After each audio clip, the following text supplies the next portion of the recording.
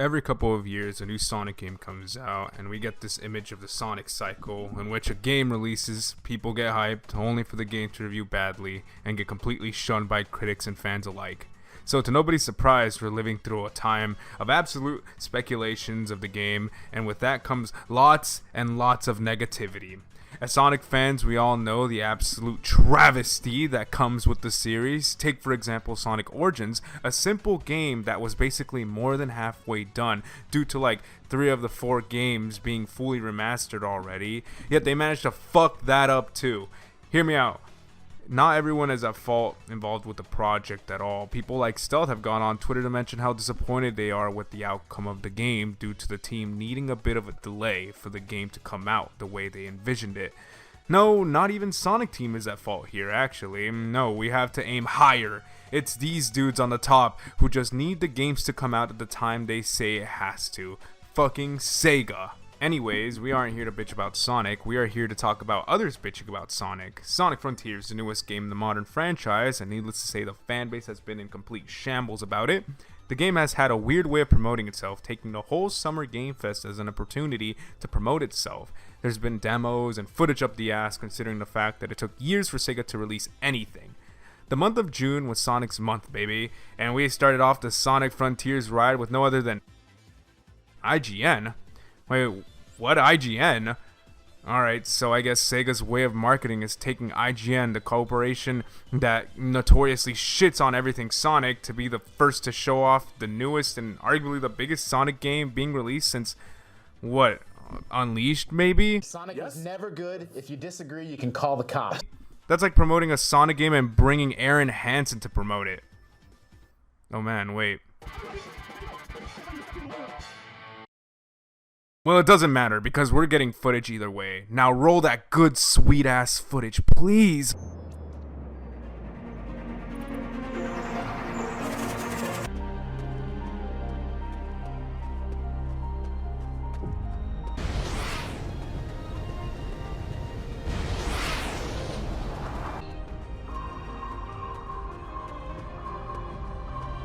That footage single-handedly killed many people's hope for this game, despite it being the first open-world Sonic game.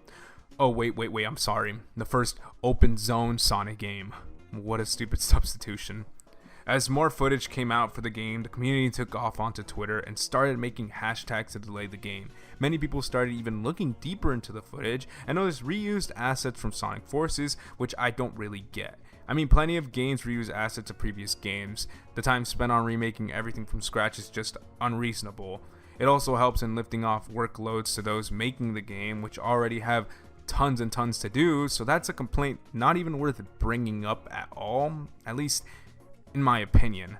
People went nuts on it though. There were complaints on the grind railing, even clips popping out about the director of the game being the issue on why the game's grind railing hasn't been the same since Sonic Colors. Then there was the issue of the momentum of the game and how Sonic appeared slow, and the fact that he did not appear to go any faster downhill like other games in which he had momentum, which basically built why Sonic is fun in the first place. People ended up just shitting on the game completely, losing faith and condemning those saps at Sonic Team for another shitty job because they don't understand Sonic at all like us fans do.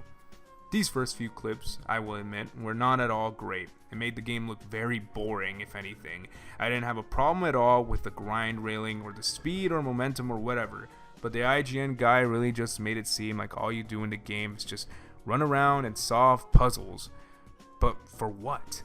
And it wasn't the dude's fault, nor IGN. This is what Sega permitted to be shown. This is what they wanted to be the big first look of the game to be. Even the guy who played the demo took to Twitter to explain this. He even low-key defended the game, stating there will be more footage and more things that will be talked about, and right he was. Once the footage of combat was shown, people grew more to like what they were seeing. It wasn't until the impressions video for the game that came out on IGN when people really warmed up to Frontiers due to what the guy who was playing the demo said about the game. People grew more hope again for it. Not only that, but hey, took a look at this image. Isn't that Sky Sanctuary?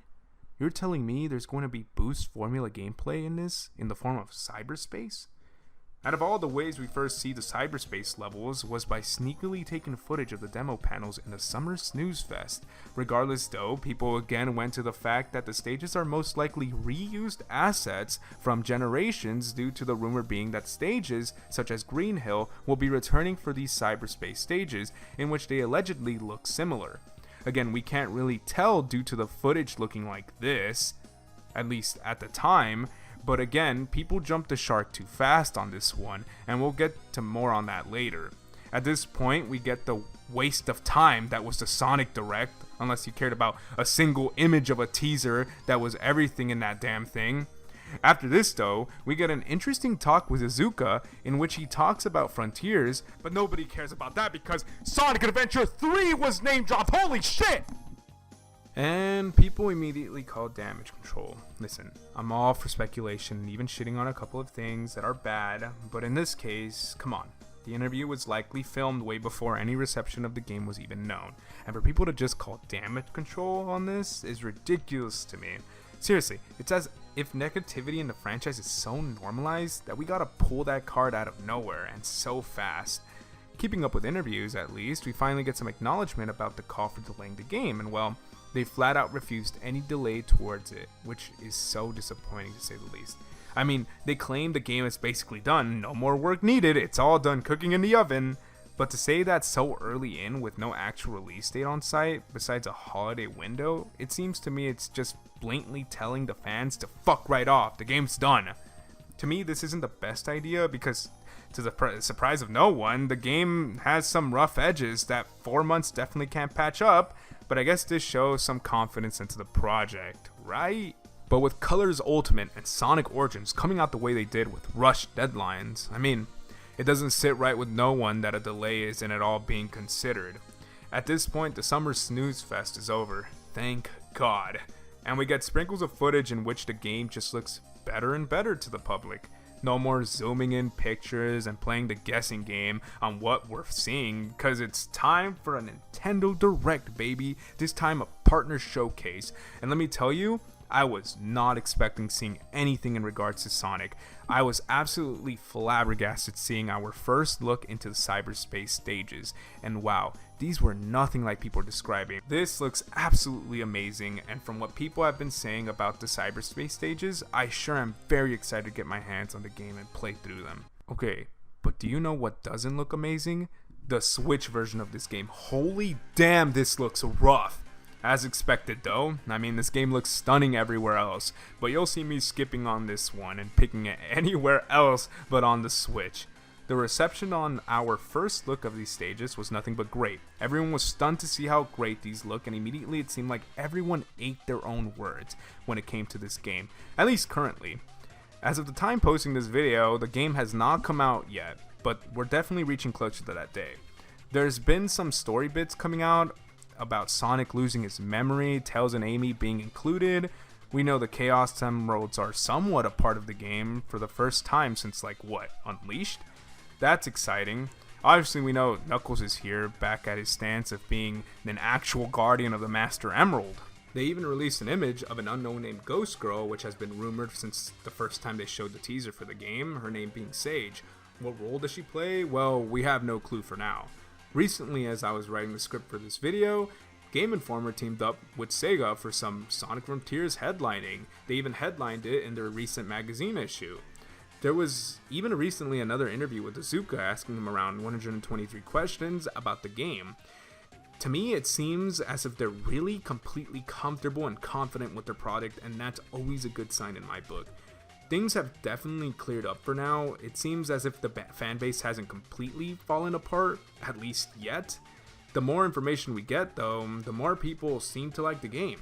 You guys gotta remember, this all happened in a span of a month, which is insane. But as a community, we'll have to really see for the day of reckoning that will be the release of Sonic Frontiers. As for me though, I have faith on the project. I certainly have more hopes for it than I ever did for Sonic Forces. And for those who know, they really hyped the shit out of that game. And well, for a project under the scopes of being something that will define the rest of Sonic's future titles, I only hope that the first entry will be a very enjoyable one. We still got some time, though. Even if a delay is out of the question, Sega, your 15th anniversary game was without a delay. What happened 16 damn years ago? Have you learned nothing?